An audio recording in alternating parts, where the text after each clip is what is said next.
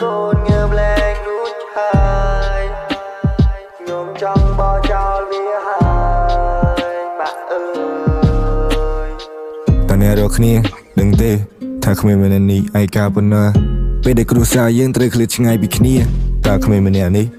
ទៅពឹងអ្នកណាហើយទៅអាងអ្នកណាខ្ញុំភ័យខ្លាច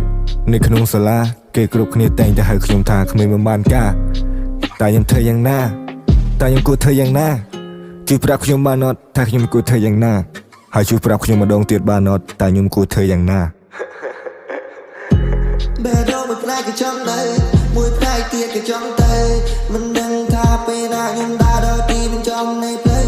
សម្បូរទៅដោយសម្ពាធ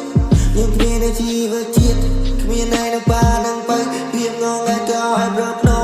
ខ្ញុំស្រែកតែបទោពេលដែលដើរស្គាល់មកzo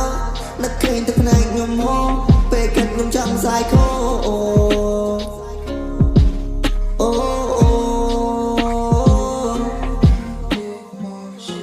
សំពីជីវិតមួយបង្វេចសម្រាប់ខ្ញុំធ្វើដំណើរខ្ញុំគ្រាន់តែចង់មានស្លាបមួយទុកសម្រាប់ផាខ្ញុំហើយចេញពីយមរាជដែលគាត់មកសុំស្នេហ៍ហើយខ្ញុំក៏ខ្លាចមនុស្សចិត្តអប្រៃដែលប៉ងយកខ្ញុំទៅប្រើដូចជាសត្វធាតុ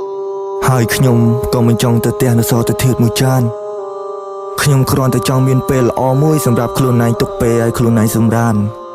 តើពេលណាគ្មានម្នាក់នេះអាចធ្វើវាបាន